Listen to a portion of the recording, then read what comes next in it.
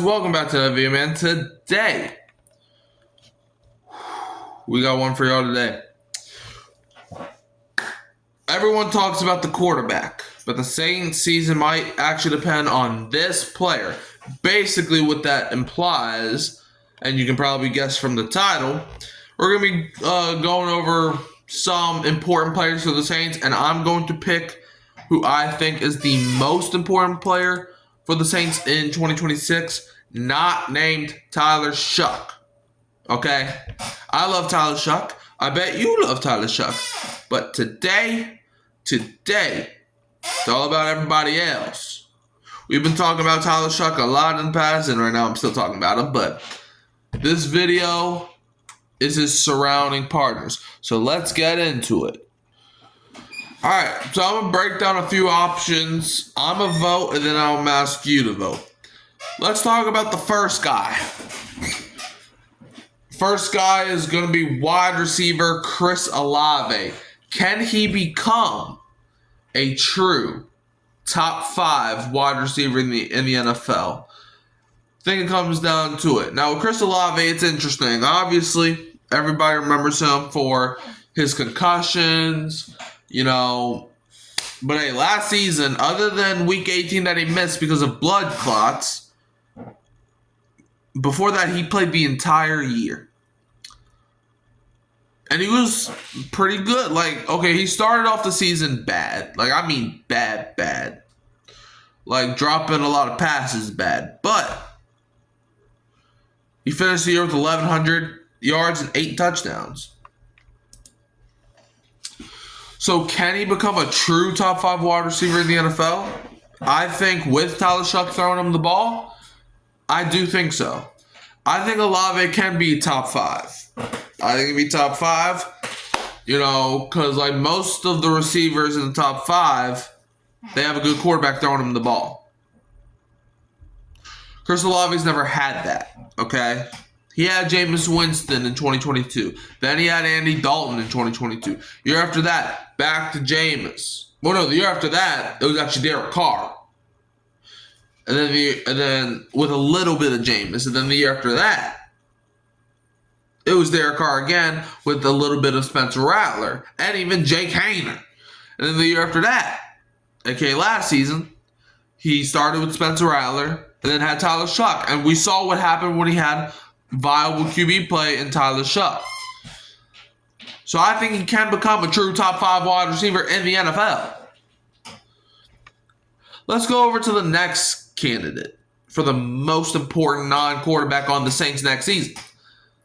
And right now, we don't even know if he's going to be on the team next season. I'm just doing current players. I'm not projecting if they'll resign. I'm not projecting if they'll get cut, traded, whatnot. If week 1 was tomorrow and the guys that we had on our team, the guys that we have on our team now is the guys that we have for tomorrow, then that's what I'm doing this offense. But Alvin Kamara, let's talk about Kamara. Is he still the engine of the offense, the Saints? He had a couple down years. Unfortunately, he is no longer the engine of the Saints offense with, his injuries piling up, his age. He's now well past the running back age cliff. He's really never been the same since 2021. Whenever Drew Brees retired, Kamara just really wasn't the same. Kamara's been good even without Brees. I'm not debating he's not. But it's just, I don't know. We got a lot of hungry young bucks at the running back position. So I don't think he's still the engine of the offense. But that don't mean he won't have a role next season if he's on the team. I know the Saints just restructured his deal, which could save a lot of money if we were to cut him, which I don't know if a lot of people remember, but back in 2024, the Saints did, well, it was after the 2023 season, but the Saints did a similar thing with Marshawn Lattimore, where the Saints restructured Lattimore's deal, which basically said, okay, we're going to trade you, because restructuring the deal the way that the Saints did freed up a lot of money if they traded him. And that's basically what the Saints did here, where they restructured Kamara's deal, but they didn't restructure it how they did Justin Reed or how they did Chase Young, Juwan Johnson. Those are the other three that they restructured. They restructured this deal as if he was out the door because, because of the way that they restructured it. It was kind of like Lattimore. And we ended up trading Lattimore. We didn't trade him in the offseason. We traded him at the trade deadline to Washington, but just something to think about. But if he was to play football for the Saints next season, he's not the engine of the offense, but he could still have a viable role. The veteran presence. Just because you're not running for 1,000 yards, which ironically Kamara has never done, but just because you're not running for 1,000 yards don't mean that you're a bum. Just because you're not scoring 10 touchdowns does not mean you're a bum. So we'll have to see.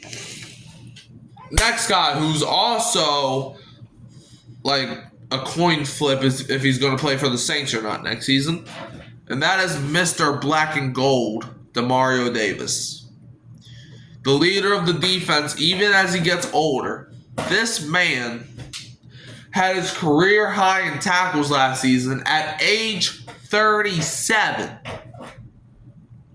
He's been in the league how long? And he just got his career high in tackles? A career high that he also set the year prior? I don't see no declining in this play. A couple years ago, I was thinking this might be the end of Demario. And ironically, he still made the Pro Bowl that year, but he only made the Pro Bowl because they just wanted him. Because it was, But I remember watching that year, and I'm like, I don't know if he will be back to Demario. And then next season happens, and he's amazing. So, he is definitely an important player to this defense. He leads the defense. He's a role model on and off the field. There's a reason why he's almost always voted the Walter Payton Man of the Year by the Saints. It's usually him or Cam Jordan. I think Taysom got nominated one year. Could be wrong there, but yeah. Demario Davis is the leader of our defense, and that is important. That's why if we do end up losing them to like the Rams or the Bears or something like that, that's going to suck. Especially now that the Bears have they cut Tremaine Edmonds. When I saw that news, I was like, something's about to go down. But yeah. And last but not least, Jonas Sanker. Yes, I'm including Jonas Sanker. I don't care. Talking about Lattimore. I just want to say thank you, Marshawn Lattimore, because if you did not get traded, Jonas Sanker would not be in the black and gold. But boy, he is. Jonas Sanker is our secondary playmaker. He led our team in interceptions last year, I believe. He recovered a fumble. And his young presence makes him more durable. Unless, big hits happen and, or anybody's up for grabs by the injury gods. But Jonas Sanker just had an incredible rookie year. I'm talking incredible. He was a third-round pick that we got from the Lattimore deal. And he was just balling out, man. Like, it's one of those things. Like, when I watch Jonas Sanker, he kind of reminds me of, like, an Antoine Winfield of the Tampa Bay Buccaneers. He just reminds me of that.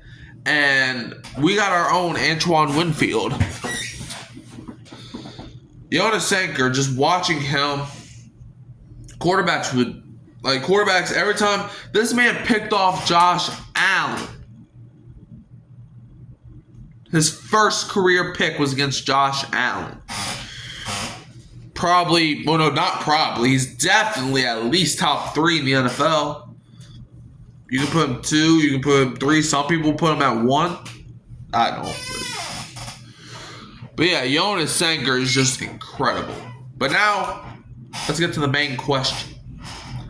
Who's the most important non-QB for the Saints? Well, if I go back up to the list,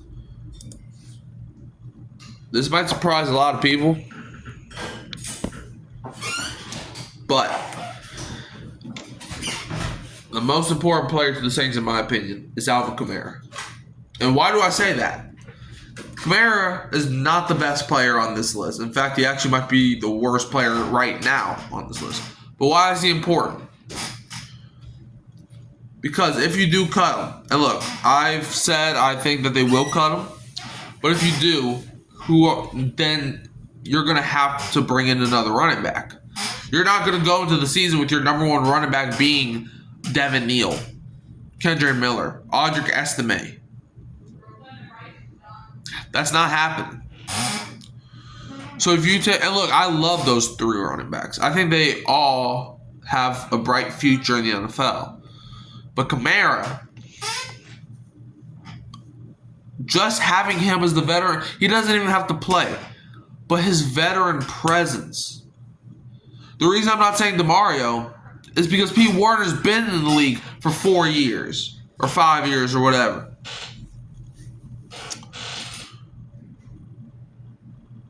So even if you let him walk, we have a linebacker in Pete Werner. And you know Sanker, I love Sanker. But we have good safeties as well. We have a lot of question marks at the running back position, so that's why I'm saying Kamara. But anyways, let me know what y'all feel in the comments below. You can always find me at Hurricane Mike, Kyle Phelps, and Keeping Guru Who Dat Sports Podcast. And I'll leave you as always with a who dat and don't be a Falcons fan.